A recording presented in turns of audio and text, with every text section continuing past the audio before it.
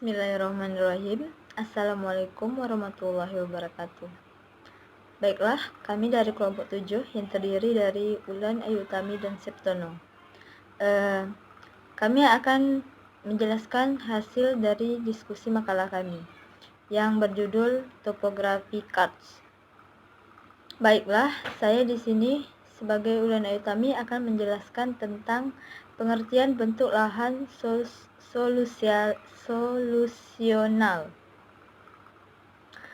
Istilah karst yang dikenal di Indonesia sebenarnya diadopsi dari bahasa Yugoslavia atau Slovenia.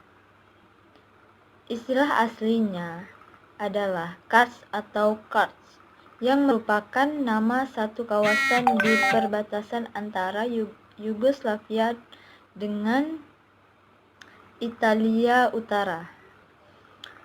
Beberapa ahli menggunakan karst sebagai istilah untuk medan dengan batuan gamping yang dicirikan oleh drainase permukaannya langka, solum tanah tipis, dan hanya setempat-setempat. Terdapatnya cengkungan-cengkungan tertutup, dan terdapatnya sistem drainase sebagai medan bawah tanah.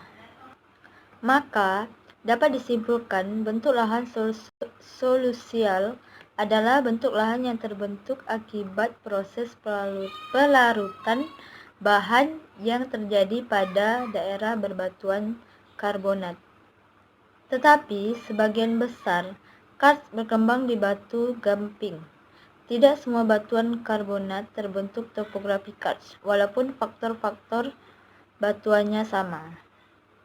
Dan yang kedua, yaitu adalah syarat dan faktor terbentuknya lahan solusional. Beberapa syarat untuk dapat berkembangnya topografi karst sebagai akibat dari proses perlarutan adalah sebagai berikut. Yang pertama, terdapatnya batuan yang mudah larut, yaitu batu gemping ataupun dolomite. Yang kedua adalah batu gemping dengan kemurnian tinggi. Dan yang ketiga, mempunyai lapisan batuan yang tebal. Dan keempat, banyak terdapat di aklas atau retakan. Dan yang kelima adalah pada daerah tropis basah. Dan yang terakhir adalah vegetasi penutup yang lebat. Faktor-faktor yang mempengaruhi perkembangan topografi karst. Yang pertama adalah terdapatnya curah hujan yang tinggi, terdapatnya banyak celah atau rongga batuan, tingkat keasaman air.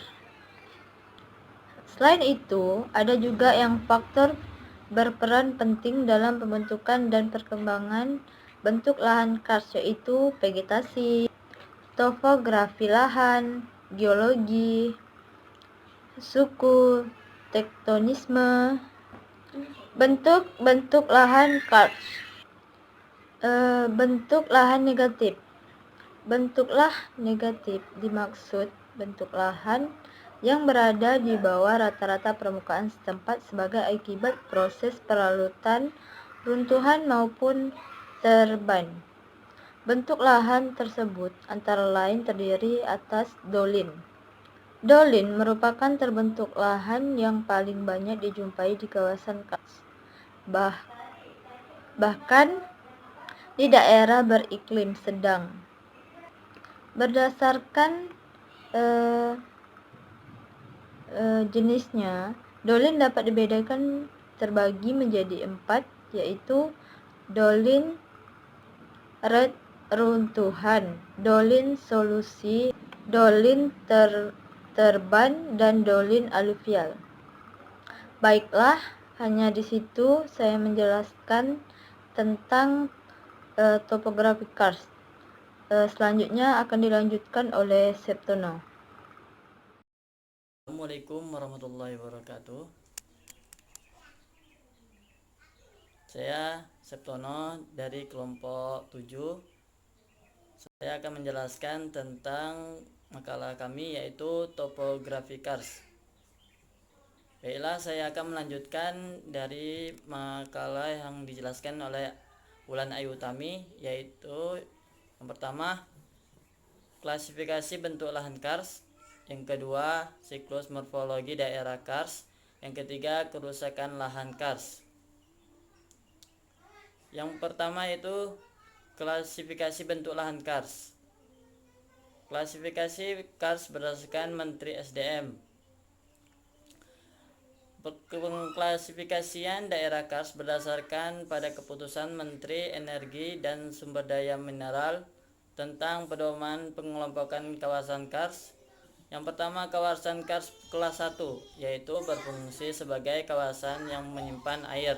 Terdapat gua-gua dan sungai di bawah tanah yang aktif. Gua-gua yang ada peninggalan sejarahnya. Selanjutnya, kawasan kars kelas 2. Kawasan ini mempunyai kriteria sebagai pengimbun air bawah tanah, mempunyai jaringan gua-gua yang tidak aktif. Selanjutnya, yang ketiga, kawasan kars kelas 3. Kawasan ini tidak memiliki kriteria seperti di atas. Kawasan ini terletak di daerah Wonosari yang dicirikan oleh adanya bukti-bukti yang bentuknya melengkung. Yang kedua yaitu klasifikasi kars menurut para ahli. Sedangkan klasifikasi kars menurut beberapa ahli dibedakan menjadi 3 kelompok, yaitu yang pertama, klasifikasi Cipijik membagi topografi kars menjadi 3 kelompok, yaitu holokars, merokars, dan kars transisi. Menurut klasifikasi Gevadekids, yaitu mengklasifikasi kars berdasarkan pengamatannya di Uni Soviet, sekarang Rusia. Menurutnya kars dibedakan menjadi Berekars atau Kaveret kars, Sodi kars, Borit kars, Tropical kars, dan Permafrost kars.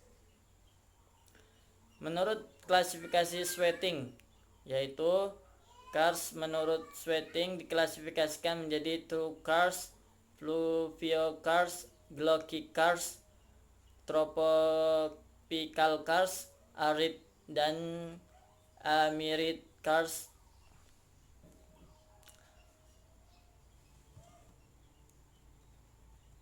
Selanjutnya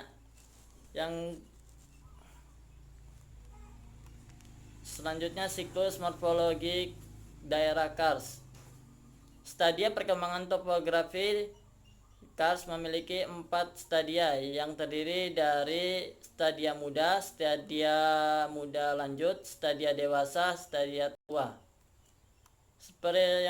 Peringkat muda, yang peringkat ini ditandai dengan pengaliran yang terus berlangsung atas permukaan.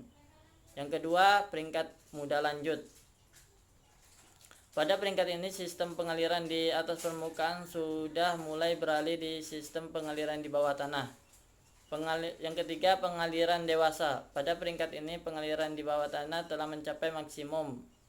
Yang keempat, peringkat tua. Pada permulaan peringkat ini, gejala kars mulai berkurang. Yang ketiga yaitu tren terakhir, kerusakan lahan kars, yaitu tingginya tingkat kerusakan di antaranya akibat adanya penambangan yang besar, keberadaan mata air, keberadaan bangunan di atas permukaan kars. Pengelolaan berbasis kewilayahan mempertimbangkan beberapa faktor, diantaranya adalah keberadaannya morfologi, konservasi kehutanan, dan daerah arahan peruntukan fungsi. Baiklah, dari saya akhiri. Assalamualaikum warahmatullahi wabarakatuh.